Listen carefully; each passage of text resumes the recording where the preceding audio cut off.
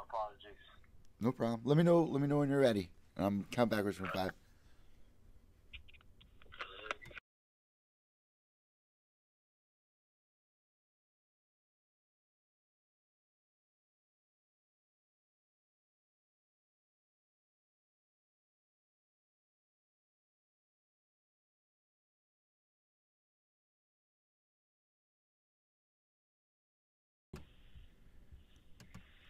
What's going on, guys? Welcome back to Pure Evil MMA CES 50 recap show. And it wouldn't be complete if we didn't speak to the two guys in the main event. And fresh off of his win this weekend at CES 50, we got Andre the Afro Monkey Ewell joining us. What's going on? Hey. Not much. How you guys doing? How y'all doing? Doing good, man. You guys definitely put on an amazing performance this week and everything that we were hoping for. Obviously, you were coming in there. It was kind of tough because, you're coming all the way from, the West Coast to fight a guy who is, building his name on the East Coast, trying to make a name for himself within an East Coast promotion. So first, before we talk about the fight, how did this fight present itself to you? Did, Pat Sullivan reach out to you? How did this fight come into play? It got all placed with KO Reps, my managing group, Oren, Matt. They all brought it to my table, and I jumped on. Just factors in that there's a chance for me to build a fan base on the other side besides just California, because you got to have a bigger goal in life, and just trying to be something made in California or somewhere in your own hometown, that only goes so far. And I had the mindset of taking over the world and wanted the world to know about me. Just factors in how my mentality is, So when that came to the table, I jumped. I'm not going to lie to that. I jumped, and I knew that was a good chance, especially with that name, Dennis Paiva, So with that, I had to jump on it.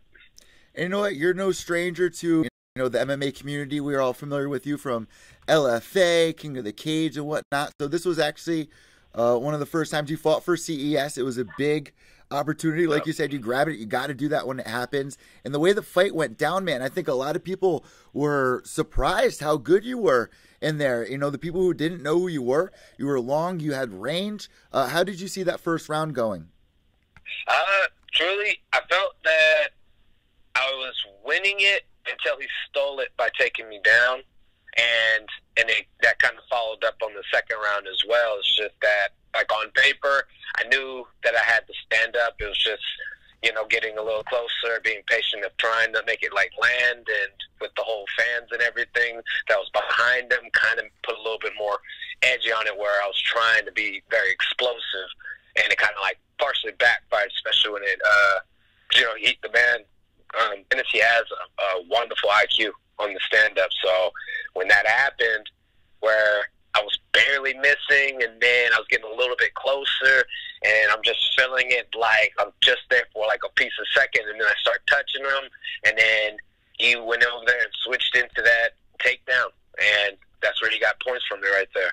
So, yeah, first round, I felt like I was winning until, he got me down, and then that's where I knew it was, like I said, if it went to the cards, I knew they would have gave him that round, period. So, in my eyes, I was behind. So going into the second round, and if you guys been listening to the beginning of the show, I was saying this is probably the best round of the entire event. You guys really put on in the second round. That way that the energy was, it was back and forth. Bring us through the second round. What was going on? Second round, I already knew I had to end up sticking off with the range. Just that, he just got a fresh takedown from at the end of the round. So I knew it was he was going to end up building up the same pace that he did the first one. So another thing, points to Dennis right there for standing with me, because people do not like standing with me, period. And he gets mad credit for me for that. And for him to take the shots that I was throwing at him, most people need to walk through.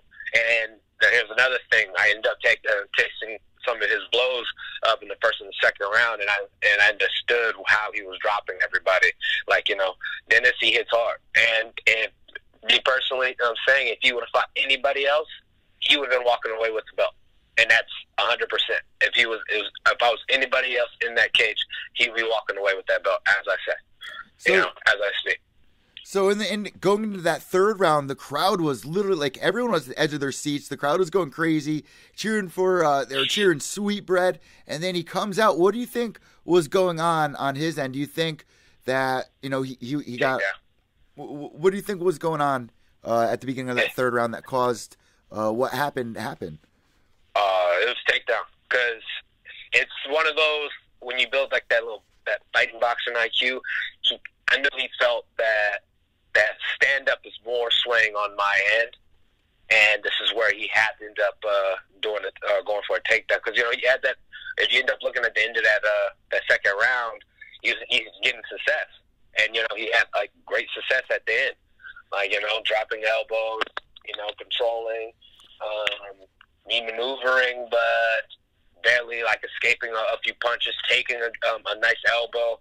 A few times he would have had me, like, split.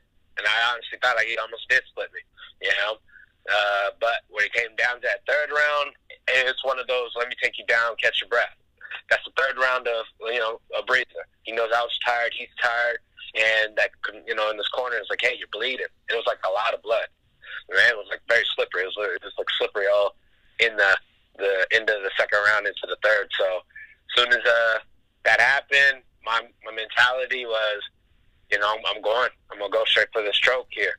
Just that, like, he was edging off in the other, the second round, where I ended up going for like 2 submission attempts, and he slipped through because of the blood, and, it was slippery, and his will.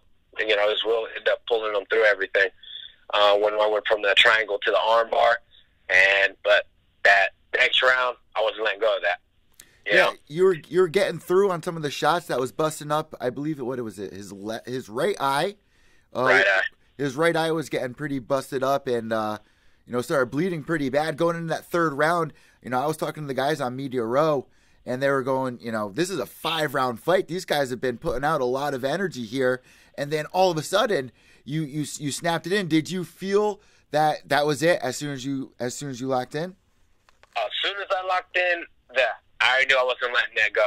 And he told me, and then this is one thing, like I said, Dennis gets so much respect from me. People do not understand how much respect this man gets from me. He told me, whispered to me before we, after we got done weighing in, and we shook hands, he let me know. He said, you're going to have to kill me to take that belt. And, and like a personal thing, it's like I knew that. And it was like I had to hold it on, had to squeeze, and not let go. It was just one of those things I couldn't do, because I knew it was one of those take his life or not. And he said he was like one tap away from dying. So, and that's something I ended up believing, because that man was not going to. I had that trap, and if you end up looking at the tape, that submission was locked in for like a good 15 seconds, and I was squeezing for 15 seconds, So. For him to be lasted that long, that man gets so much credit from me. So as soon as the ref steps in, splits you guys up, what was going through your mind? I mean, it felt like the energy in the room just got sucked out because everyone there is obviously there to support the hometown guy. Hero. That's the hero. One thing I thought that was definitely very respectful is that the people that were displeased, Dennis got up on his stool and it was like, no guys, let's show Andre some respect here. How did you feel getting that win, man? The win meant everything because it's like going back, me telling from the gate that every fight that I end up doing is for my son, and people that honestly understand that hard work and dedication of what's being placed in will automatically get that respect and automatically want to show that respect, and that's where Dennis is coming from. Like, he knows that hardship of where he had to do to get there, and he knows that I'm doing the same thing. Like, people don't understand, even though I'm on this side, the West, and he's on the East, me and him have a similar story. It's one of those people were down on us, things didn't go the right way, life just struck us in a different predicament that wasn't good, and we had to end up working our way to get to the top. And it wasn't handed to us. So what do? We had to automatically work. And for me to come to his hometown and me recognize something that's on the outside looking in from me, like, oh, that's like myself. It was like a mirror image. And it's not just fighting style. It was like a mirror image of me looking at that and how the people were behind me, you know? Like, you got to honestly think about that. Like, that's your guys' or, you know, their hometown hero that ended up losing. But at the same time, ended up winning. Like, you know, it's like on the opposite. Like, yeah, though he lost, he won. And, he won respect. Excuse me? And it's big on your part, too. I mean, once you get to the big stage in the UFC, you're going to have to, or Bellator, you're going to have to fight guys, you know, overseas or in their hometowns. And how do you react to that? And you got to fight in places like this and experience how that feels. You know, get yourself uncomfortable, and you did exactly that. So now you're moving on to 13-4. You got 7 knockouts, 4 submissions now. What does CES want you to do next year?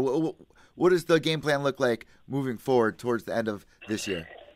Well, the end of this year, right now, I'm not going to lie. Obviously, the goal is to make it to the UFC. Just that August 4th, it's in my hometown, or, you know, my backyard, L.A., Staples Center. You know, one of the biggest bantamweight cards that's going to be out this year. And me, everybody up on there that's on that list, I will destroy. And that's honestly how I feel. I am the best. And if like anybody honestly want to feel like they have to challenge that, they can go ahead and, you know, call my managing group. Or shoot, give me a message, and I'll send it to my managing group. You know? And if that doesn't go that direction, you know, waiting to see what my managing group wants to do with everything. Because right now they sit there and stated that we're going to kind of sit and see what's going to open up the door. You know? Because me, I'm open to every challenge, anybody that's open. Anybody can get it. # AB. You know, right there. Like, that's the mentality I have and always have. I don't mind going in other people's backyards just to prove my point. Because my whole goal is to let people know that I'm the best. So if I have to go to your house, I'll go to your house. You know? And that's the attitude I'm going to have. So UFC, Bellator, you know, or even take over the next LFA. Whatever ends up striking up on the board. ACB, that's a good organization that I would love to go. 1 championship, I would like to destroy that. So anybody that has the best, let's go. That's how I feel. And you know what? One thing before we let you go, one thing that definitely stands out about you is the energy that you have. Like, I've been checking out your social media game. It's definitely really strong, man. And you're always dancing. You're in a good mood. I love the energy. I love what you're bringing to the table. CES has a great new bantamweight champion on their hands, and we're looking forward to what happens next with you. Last but not least, man, do you got like dancing background? What's up with all this dancing and this good vibes? Where's that really come from? Just growing up, I always jammed to Michael Jackson. Like, Michael Jackson was always played in my household. My mom jammed it. They gave me some red boots, a cowboy hat, and Jackson 5 was on. Your boy was just out there. So everything that comes down is just I enjoy dancing. Enjoy it. It's the way I look at it is, if you don't enjoy doing what you do, you're in the wrong thing. Or you're in the wrong sport, you're in the wrong job.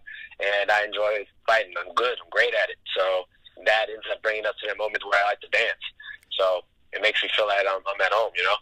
Well, so dancing is life. You said you went into this fight feeling like Deion Sanders on draft day, and now you get to celebrate like Michael Jordan after the big win. Thank you so much for joining us here on Pure Evil MMA. Last but not least, if you have any sponsors, anything, any shout-outs, anything at all, the floor is all yours. Oh, definitely. For my sponsors, man, I want to go ahead and state out.